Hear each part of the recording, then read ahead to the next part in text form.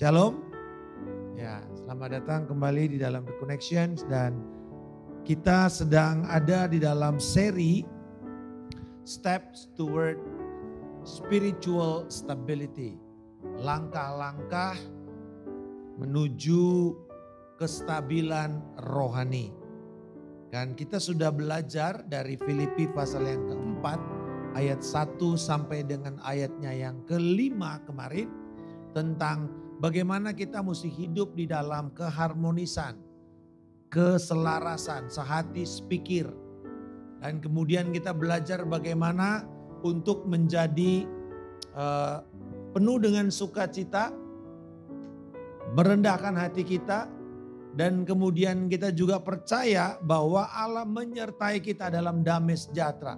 Hidup di dalam kasih, hidup dalam damai sejahtera, hidup di dalam kerendahan hati, dan kita sudah bisa mengatakan ini bahwa kestabilan rohani merupakan hasil dari persekutuan yang kuat, ya, persekutuan kasih yang kuat, sebuah hati yang penuh sukacita dalam segala keadaan karena relasi dengan Kristus, kerendahan hati yang penuh kemurahan, dan keyakinan iman yang kuat di dalam Allah kita yang agung.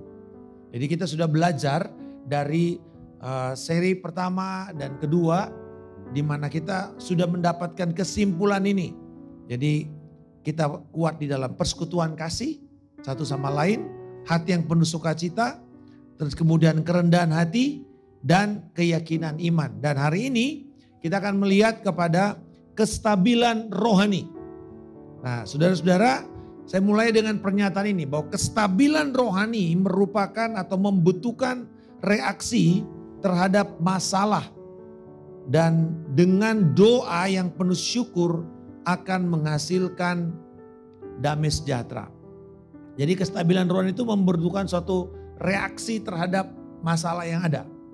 Dan kalau kita bereaksi dengan cara yang doa yang penuh syukur, nah ini akan menghasilkan damai sejahtera. Jadi dengan kata lain kita akan belajar menyikapi masalah kita dengan ucapan syukur. Katakan sama-sama doa penuh syukur. Amin. Mari kita baca firman Tuhan ini. Tetapi nyatakanlah dalam segala hal keinginanmu kepada Allah dalam doa dan permohonan dengan ucapan syukur. Damai sejahtera Allah yang melampaui segala akal akan memelihara hati dan pikiranmu dalam Kristus Yesus. Jadi Paulus mengatakan tentang, oke, sekarang kamu sudah belajar bagaimana kamu berdiri teguh dengan membangun persekutuan dalam kasih, membangun sukacita, membangun kerendahan hati, membangun iman. Nah sekarang di dalam segala hal kamu bisa berdiri teguh pada waktu kamu belajar berdoa dengan penuh syukur. Jadi doa penuh syukur itu merupakan penangkal. Wah, jadi antidot ini saudara. Terhadap kecemasan manusia. Siapa sini yang pernah cemas? Semua kita pernah cemas ya. Semua kita pernah khawatir. Nah ternyata penangkal ampuh untuk kekhawatiran itu adalah doa yang penuh ucapan syukur. Jadi sebenarnya gak perlu terlalu banyak minum obat penenang gitu ya. Malah nanti ngaco saudara. Kita mesti penuh dengan ucapan syukur. Itu penangkal ampuh untuk stop worrying. Dan berhenti untuk kita menjadi khawatir tentang apapun juga. Dan dikatakan dalam segala hal. Naikkanlah dalam doa dan pengucapan syukur. Jadi pertama kita akan melihat bagaimana kita berdiri teguh dalam doa yang penuh dengan ucapan syukur. Saya mulai dulu dengan persoalan manusia utama. Reaksi umum kita kan ini ya. Kalau kita mengalami sebuah persoalan, kita berdoa sih berdoa, tapi berdoa dengan apa? Ragu-ragu. Kejawab gak ya? Tuhan jawab gak ya? Atau kita berdoa dengan sebuah ketidakpuasan. Tuhan kenapa ini bisa terjadi? Coba Tuhan kalau ini tidak terjadi. Kan aku bisa begini. Nah itu contoh. Tidak puas. Kita kemarin sudah belajar bahwa kalau yang namanya orang yang gracious humility, orang yang penuh dengan kerendahan hati, yang penuh kemurahan, dia akan mengatakan Kalaupun belum tercapai, aku oke, I'm fine. Kalau berhasil, aku juga nggak merasa besar kepala, I'm fine. Gitu, nggak nuntut. Kita sudah menemukan kata yang paling tepat dalam bahasa Indonesia itu apa? Ikhlas. Ikhlas. Ikhlas itu adalah sikap yang penuh dengan kepenuhan hati atau contentment. Kalau bahasa kerennya contentment. Contentment itu dalam bahasa Indonesia gampang, ikhlas. Dapat puji Tuhan, tidak dapat gak apa-apa juga. Coba lagi gitu kan, Anda belum beruntung, coba lagi, haleluya. Gitu ya, biasa kan gak apa-apa gitu loh. Nah tetapi kalau reaksi umum manusia, kalau dia walaupun berdoa, dia berdoa dengan ragu-ragu. Kejawab gak ya, Tuhan jawab gak ya doa saya? Atau yang kedua, gak puas. Atau penuh dengan kekecewaan. Dan terakhir kita mempersalahkan Tuhan. Tuhan kenapa begini? Coba Tuhan kalau kamu setia kepada saya. Coba Tuhan kalau hari ini Tuhan kamu kasih saja saya kesempatan. Aku pasti mungkin gak seperti ini. Aku mungkin gak akan ditipu orang atau seterusnya. Coba kamu kasih saya kekayaan sedikit. Nah saudara-saudara, itu reaksi umum. Termasuk orang Kristen, dia berdoa tapi dia berdoa dengan keraguan-raguan. Dia berdoa dengan kepahitan. Kita tahu ada orang-orang yang berdoa seperti ini dalam Alkitab. Dia marah sama Tuhan. Tetapi saudara-saudara, ternyata jalan keluar yang Tuhan katakan adalah bersyukur. Kenapa? Karena ini, setiap kesulitan kita, setiap persoalan kita, setiap penderitaan kita itu tujuannya menghasilkan keteguhan iman. Itu tujuan Allah yang paling besar kepada kita. Mari kita baca sama-sama 1 Petrus 5 ayat 10. Boleh kita baca sama-sama? 1, 2, 3. Allah sumber segala anugerah yang telah memanggil kamu dalam Kristus kepada kemuliaan yang kekal, akan melengkapi, meneguhkan, menguatkan, mengokohkan kamu sesudah kamu menderita untuk. Nah loh. Jadi ternyata Tuhan mengatakan kamu akan menderita. Di dunia ini kamu akan menderita. Tapi menderitanya gak selama-lamanya. Sementara. Tapi tujuannya buat apa dikatakan? Allah yang telah memanggil kita itu ke dalam kemuliaannya yang kekal melengkapi kita. Jadi penderitaan itu dipakai untuk memperlengkapi kita. Penderitaan, kesulitan, tantangan, sakit penyakit, kerugian, kekecewaan itu dipakai untuk meneguhkan kita, menguatkan kita, mengokohkan iman kita. Haleluya. Supaya kita gak jadi anak-anak yang gampangan.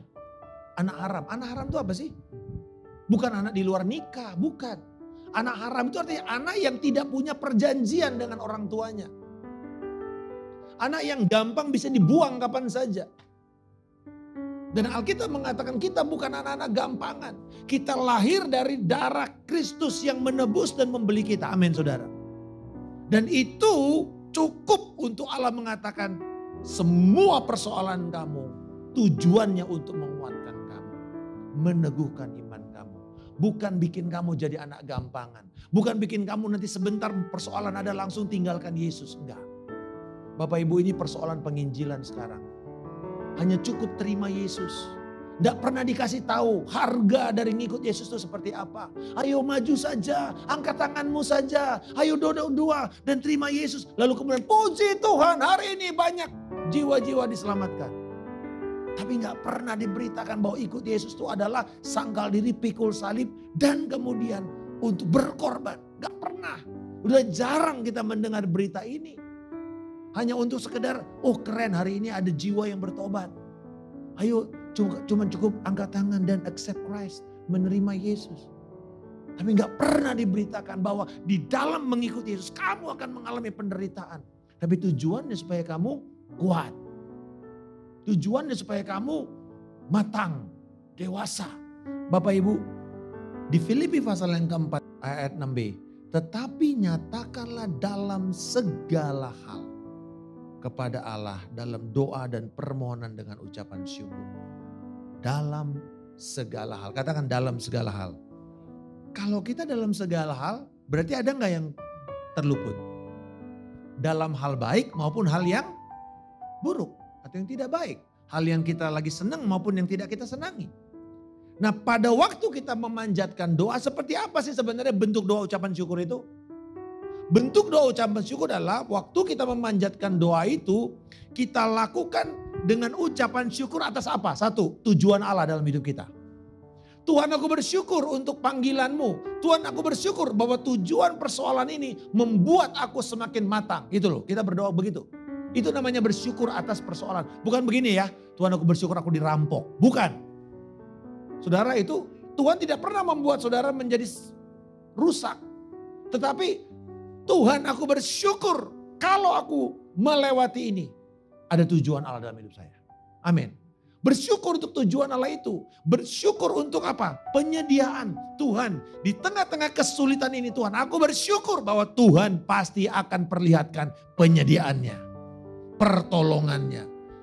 Aku bersyukur untuk apa? Kuasa.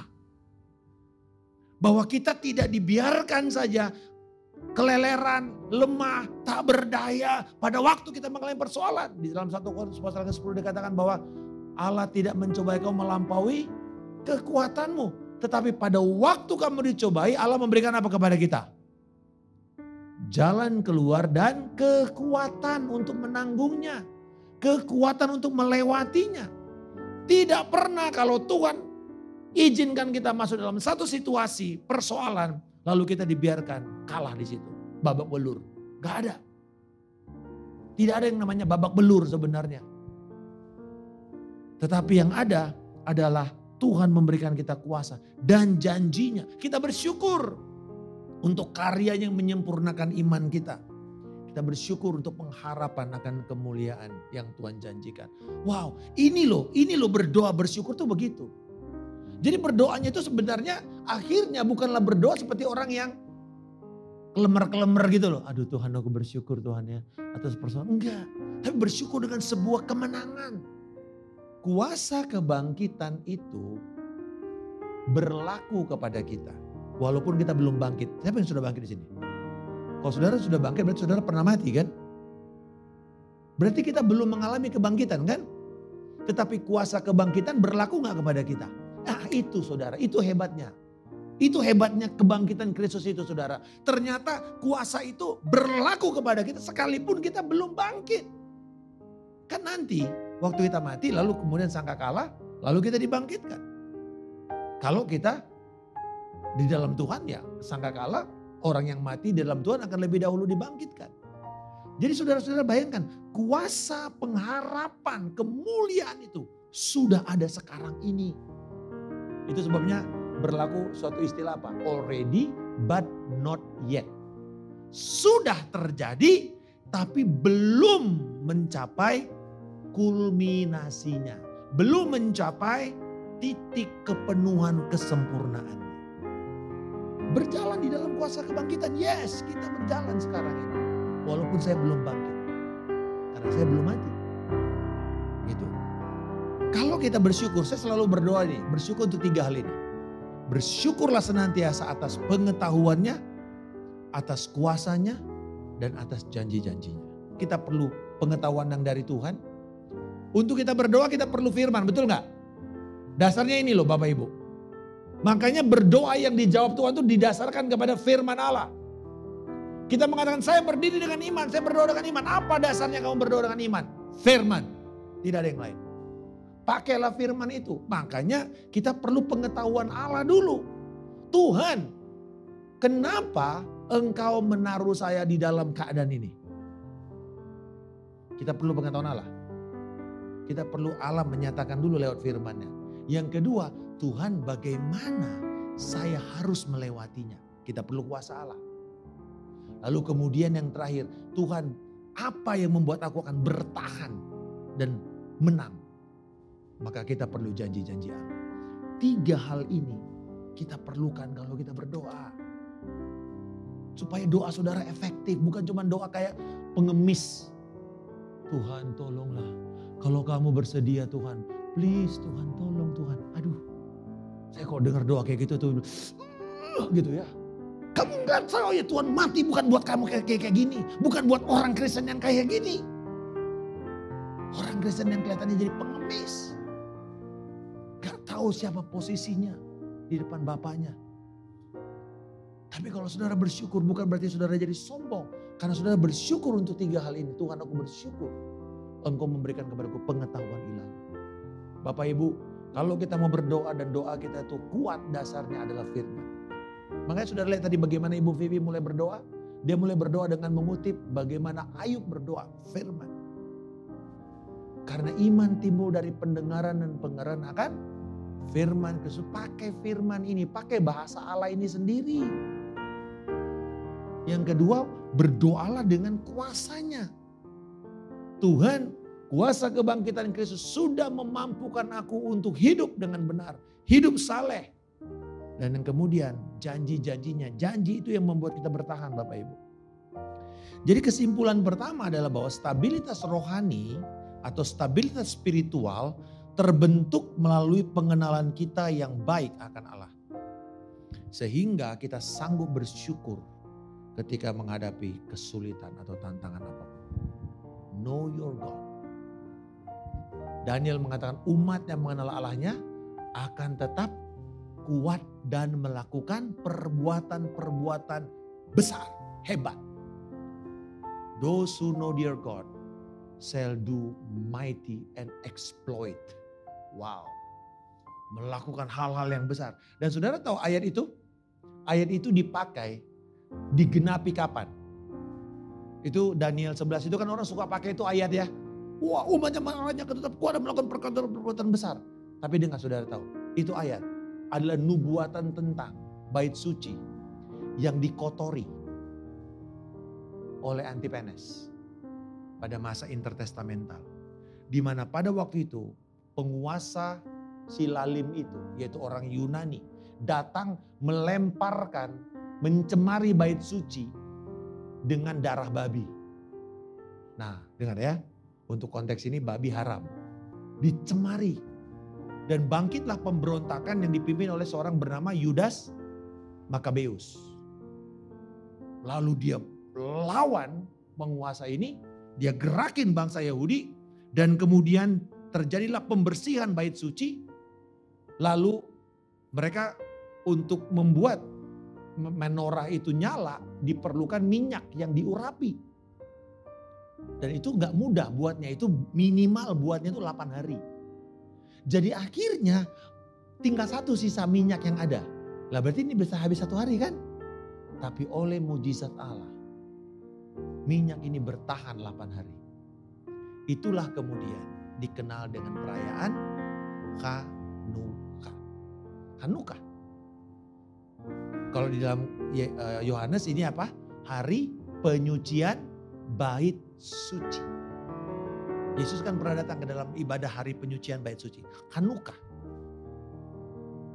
Nah saudara-saudara, umat yang mengenal Allah akan kuat justru pada waktu keadaan yang sangat-sangat menyulitkan. Bayangkan, ada penguasa lalim, ada peperangan, ada kekurangan. Tapi justru disitulah dikatakan kalau kamu mengenal Allah, kamu akan melakukan perkara yang hebat. Amin. Nah, apa yang dilakukan oleh Yudas Makabeus ini kemudian saudara tahu, Yesus lakukan pada waktu pembersihan bait suci. Hari Selasa sebelum dia mati. Di minggu Palma itu kan, setelah Palma dia kan datang kemudian dia porak-porandakan semua. Dia bersihkan semuanya. Langsung orang berpikir, wih ini seperti kejadian Yudas Makabeus. Ada apa ini? Apakah akan terjadi lagi revolusi? Ternyata sebenarnya tidak.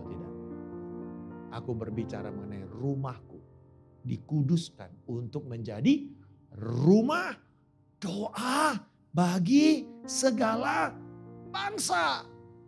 Spiritual stability berguna untuk kita menghadapi kesulitan yang paling berat di dalam hidup kita. Tetapi lewat ucapan syukur. Amin. Belajar bagaimana berdoa dengan ucapan syukur. Nah yang kedua, berdiri teguh dalam damai sejahtera. Ternyata Damai sejahtera itu adalah hasil dari doa. Coba perhatikan baik-baik. Setelah kita berdoa tadi dikatakan damai sejahtera Allah yang melampaui segala akal akan memelihara hati dan pikiranmu dalam Kristus Yesus. Fokus utama kita saat kita berdoa menyampaikan permohonan bukan jawaban doa. Dengar baik. Mungkin saudara akan marah sama saya. Kok kita berdoa nggak minta jawaban? Saudara nggak akan pernah lihat di Alkitab. Fokus orang yang berdoa adalah jawaban doa. Nggak pernah. Nggak pernah. Fokus orang berdoa bukan jawaban doa. Tapi mendapatkan kemurahan dan damai sejahtera Allah. Apa salahnya kalau kita berdoa fokusnya jawaban? Satu, kalau belum datang kecewa. Kalau kelamaan kesel. Hilang kesabaran kan? Apalagi bisa marah, bisa stres. Kenapa? Bahkan terakhir, orang bisa murtad. Kenapa? Alah, doa kagak dijawab tuh. Apa itu Tuhan? Ngapain ke gereja? Kalau laki-laki kan biasa gitu kan. Mentok, datang ke doa. Ayo doa. Datang dia doa. Satu kali, Tuhan aku minta jawaban. Selesaikan, bereskan masalah saya. Enggak datang juga. Enggak apa-apa Tuhan, aku kasih kesempatan kedua. Enggak dapat juga kesempatan ketiga. Sorry ya, gua gak akan mau lagi datang sama Tuhan. Kalau perempuan kan lain, yang penting curhat aja, nangis. Oh Tuhan nangis. Ya, satu lagi. Tapi dengar baik, kenapa banyak orang kecewa dengan Tuhan dalam doanya? Karena dia bilang ini, ngapain? Gitu aja, kekristenan cuma doa. Apaan tuh? Kenapa? Karena fokusnya salah. Ada nggak doa kita yang tidak akan dijawab Tuhan sampai kita mati? Ada dan banyak. Karena kita bicara tentang kedaulatan Allah. Nah, satu kali saya mendapatkan kebenaran waktu saya membaca kisah dari Daniel. Pasal yang ketiga. Daniel sudah diancam mau dibunuh pada waktu itu. Karena tidak ada satupun yang bisa menafsir mimpi dari raja. Dan raja udah uring-uringan, dia dapat mimpi. Gak ada yang satu pun yang bisa nafsir. Dan kepala dari semua orang-orang ini adalah Daniel. Lalu kemudian pengawal bilang, Pak Daniel, mohon maaf ya, kamu sedang diancam oleh raja. Kalau kamu tidak bisa lagi menjawab, semua kalian dibunuh. Lalu Daniel bilang, boleh gak saya datang untuk menghadap raja? Lalu dia datang. Dan raja bilang, oke, saya gak akan kasih tahu mimpimu ya, mimpiku. Kamu yang mesti kasih tahu saya apa mimpi saya dan apa maknanya. Kan susah itu.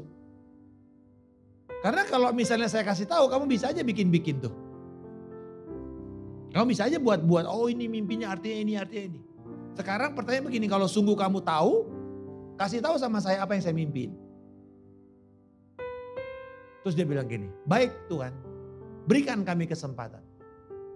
Lalu dia pulang kan, terus dia ketemu sama Anaya, Azaria, dan Misael.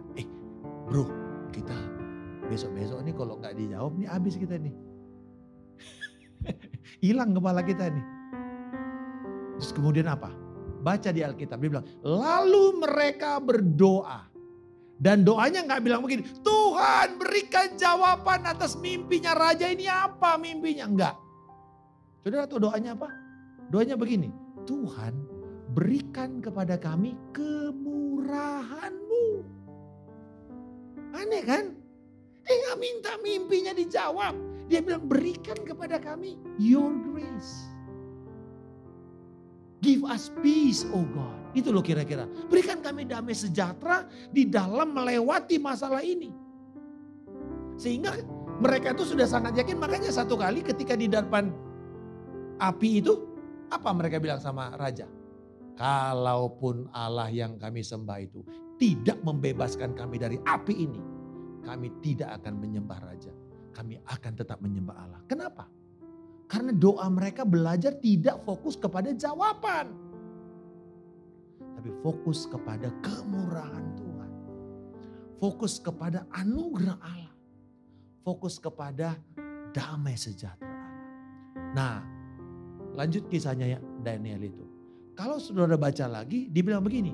Setelah mereka berdoa, doanya belum dijawab loh. Lalu bilang apa? Lalu Daniel tidur.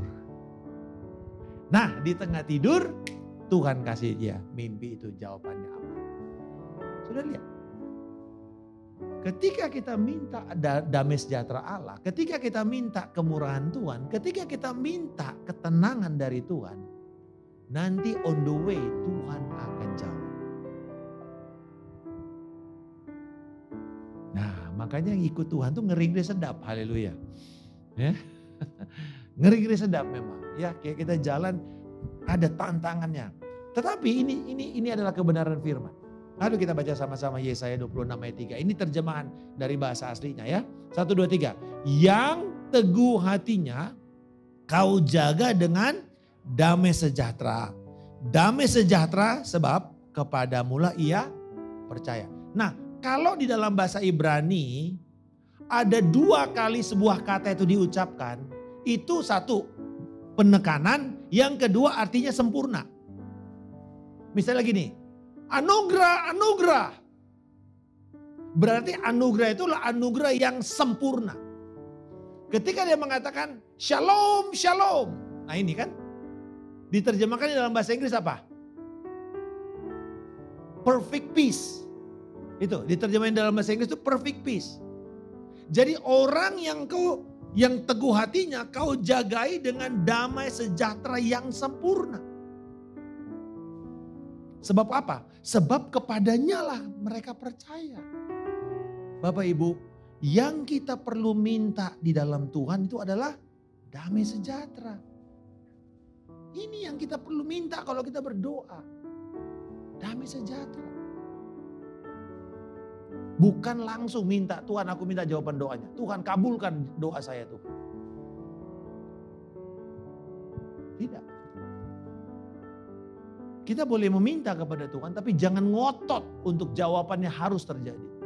Bukan kita tidak punya iman, bukan. Saudara akan lihat nanti hasilnya apa.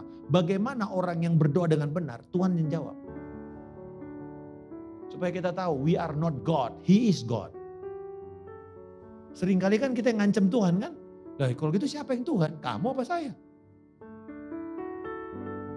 Saudara-saudara, ternyata ini persoalan kita dan ini antidotnya. Mempercayai Allah itu menghasilkan keteguhan pikiran. Sehingga Allah akan memelihara kita dalam damai sejahtera. Nah ini yang bikin kita bisa stabil. Karena kita tahu Tuhan yang menjaga saya. Tuhan yang memelihara saya. Jadi saya harus mengambil keputusan setiap hari mempercayai Allah. Percayalah kepada Tuhan dengan segenap hatimu. Dan jangan bersandar kepada pengertianmu sendiri. Akuilah dia dalam segala lakumu, maka ia akan apa? Meluruskan atau meratakan jalan-jalan. Lihat, bagian kita itu mempercayai Allah.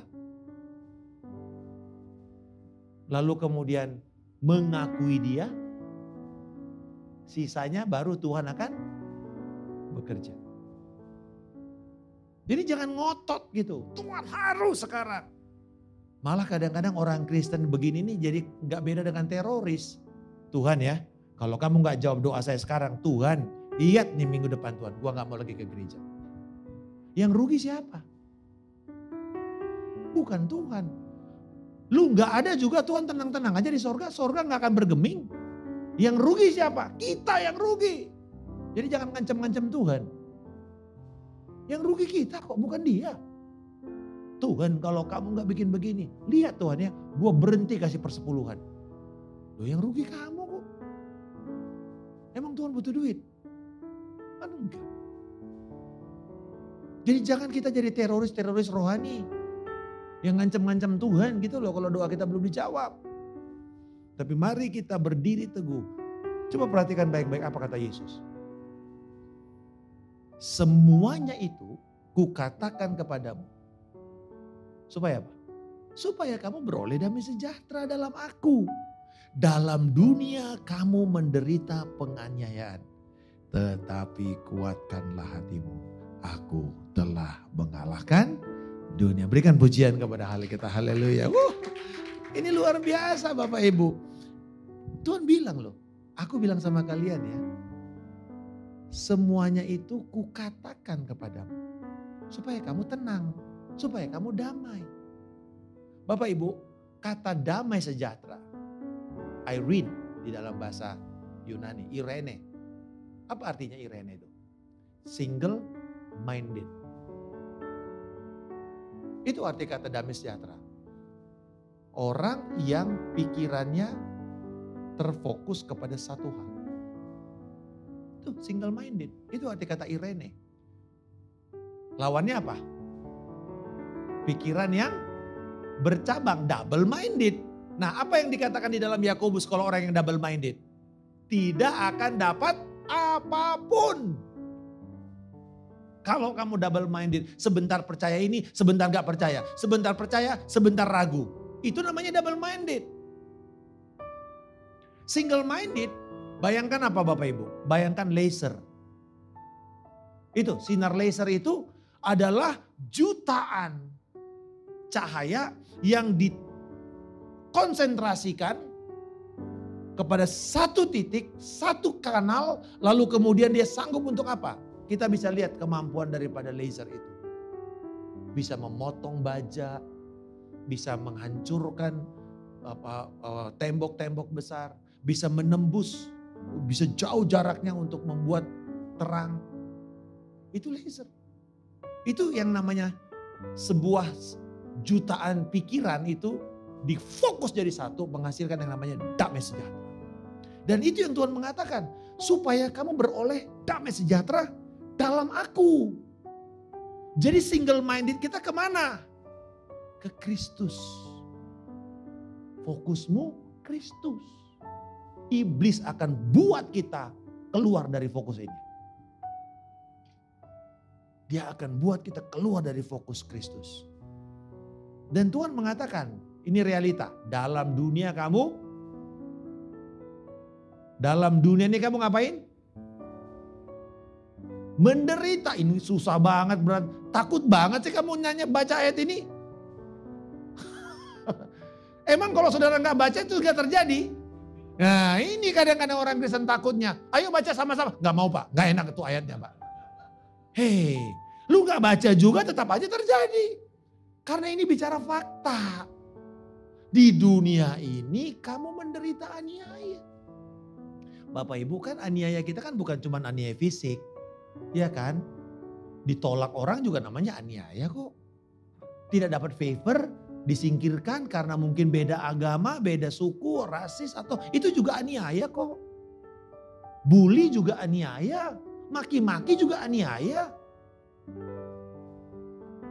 Banyak kok. Yesus mengatakan di dunia ini kamu pasti akan mengalami aniaya. Tetapi kuatkanlah hatimu. Sebab Tuhan telah mengalahkan dunia. Amin. Jadi ingat ya, tujuannya supaya kamu beroleh damai sejahtera. Nah kita kembali lagi kepada ayat 7. Saya senang ayat ini betul-betul satu ayat tapi bisa dalam gitu loh. Kita gali ya. Tadi kita bicara damai sejahtera Allah. Yang kedua, damai sejahtera Allah ini melampaui segala akal. Di luar nalar ya, bukan nurul, nalar. Ya. Di luar nalar kita, beyond, kalau bahasa Indonesia, beyond our comprehension.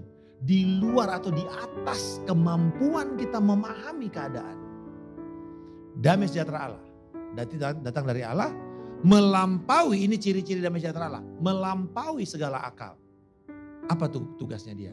Akan memelihara. Nah kata ini dipakai dari istilah tentara. Yaitu menjaga, melindungi seperti seorang pengawal militer. Jadi garrison itu atau pengawal istana yang sedang ini jadi gini, saudara tahu ini kan surat penjara ya? Ya kan surat penjara nih. Saudara tahu apa yang terjadi dengan Paulus? Itu si pengawal diikatkan pakai rantai ke Paulus. Dan ini 24 jam. Gantian mereka aplusan. Jadi Paulus lihat gitu loh. Sambil dia nulis. Damai sejahtera Allah menjaga kamu. Seperti pengawal ini menjaga saya. Supaya saya gak lepas. Supaya saya gak lari. Supaya saya gak kabur. Dan orang ini terlatih. Berdisiplin tinggi. Menjaga Paulus.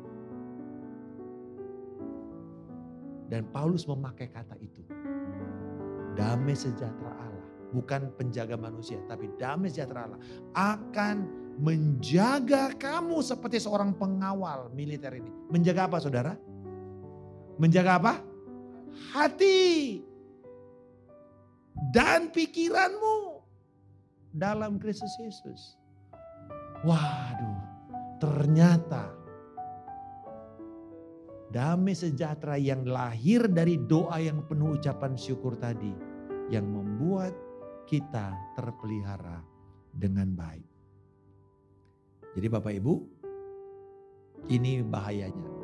Ketika kita memutuskan mengabaikan Kristus, mengabaikan firman-Nya dari pikiran kita, tidak lagi mau mempercayai firman Tuhan di dalam pikiran kita, tidak lagi punya keyakinan dalam kedaulatan Allah, seketika itu juga damai sejahtera-mu lenyap.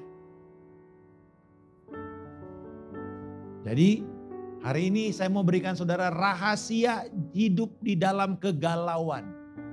Nah, mau galau dengan sukses? Gampang. 1, lepaskan firman Allah dari dalam pikiranmu. 2, jangan percaya dia berdaulat. Pasti kamu galau. Jadi pendeta bukan cuma kasih yang baik-baik. Mau resep kacau juga ada di Alkitab kok. Mau resep miskin ada juga di Alkitab. Mau resep hidup di dalam berkat dan damai sejahtera ada juga di Alkitab. Jadi saya cuma mau mengatakan kepada saudara. Kalau saudara mau damai sejahtera saudara lenyap. Paling gampang kelihatan kapan damai sejahtera lenyap. Nah, saudara kalau naik pesawat. Lalu kena turbulens. Itu kelihatan tuh. Orang udah mulai berdoa. Semua dengan segala macam cara. Mereka berusaha untuk dapat apa? Damai sejahtera. Oke. Nah jadi itu rahasianya. Nah saya mau tutup dengan ini. Haleluya. Kesatuan kita dengan Kristus itulah pengawalan yang terbaik. Union with Christ. Katakan sama-sama union with Christ. Ya, union itu kesatuan. Ya, menyatu di dalam Kristus.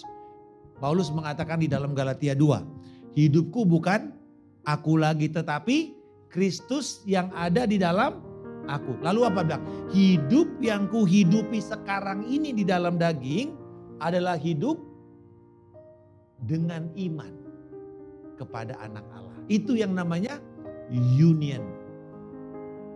Union with Christ. Jadi saudara-saudara, union with Christ it's the best guard. Adalah pengawalan terbaik kita untuk hati dan pikiran kita. Jadi setiap hari putuskanlah untuk saudara mengatakan, Tuhan, aku mau bersatu dengan Kristus. Caranya paling gampang apa? Firman. Kenapa kita baca firman setiap hari? Kenapa kita mesti masukkan firman Tuhan setiap hari dalam pikiran kita? Supaya kita bisa khotbah? Bukan. Supaya kita sebagai bentuk tanggung jawab kita, we become one every day. We united in Christ every day. Itu alasan kita baca Alkitab.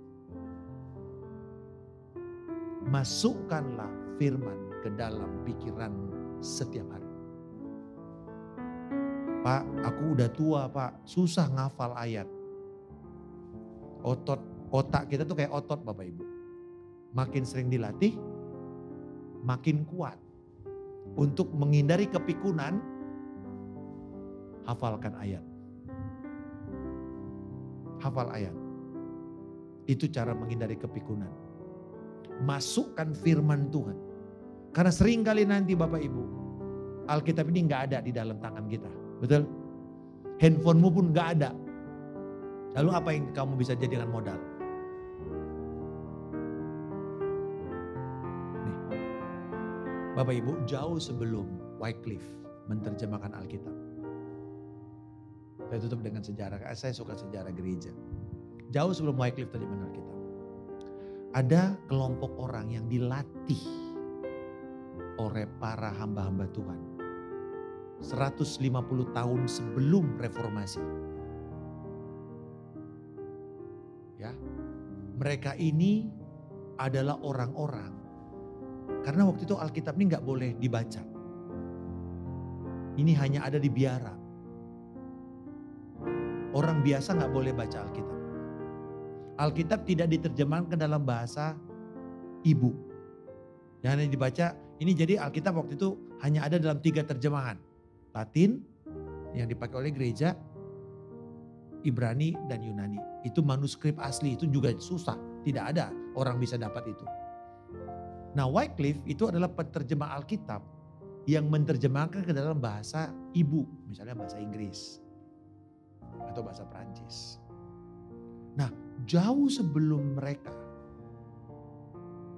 mampu untuk menghasilkan percetakan, itu kan nanti baru masa reformasi Martin Luther, baru ada Alkitab yang dicetak. Sebelumnya kemana Alkitab itu? Ada saja yang bisa kedapatan punya gulungan atau lembaran-lembaran yang ada terjemahan Alkitab dibakar, satu. Yang kedua, orangnya dibakar juga. Jadi bagaimana caranya untuk membuat transmisi Alkitab ini? Wycliffe melatih anak-anak muda untuk menghafal firman. Kalau istilah Arabnya apa? Khatam Quran. Ini khatam Alkitab.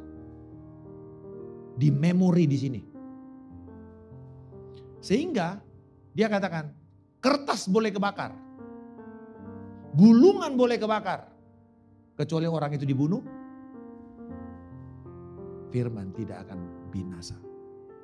Orang inilah yang kemudian tersebar, cuman ratusan orang, tersebar ke seluruh wilayah Eropa Tengah. Dan mereka mulai memberitakan firman. Firman mendarat ke dalam hati orang. Orang dipanggil untuk dia tuh kemudian untuk membacakan ayat firman. Orang dengar. Dia bacain ayat aja, dia gak khotbah, dia cuma bacain ayat. Karena firman mulai ditabur, firman mulai ditabur. It takes 150 years untuk kebangunan rohani terjadi. Martin Luther, John Knox, John Calvin adalah alumni-alumni dari orang-orang yang menerima firman itu. Dari anak-anak yang melafalkan ini setiap hari. Bapak Ibu, kalau kita mau punya union with Christ, setiap hari izinkan firman itu mengawal pikiran kita. Amin. Izinkan firman itu mengawal hati. Renungkan itu siang dan malam. Engkau doakan firman itu. Engkau lakukan firman itu. Engkau ucapkan, engkau ajarkan kepada orang. Maka itu akan tinggal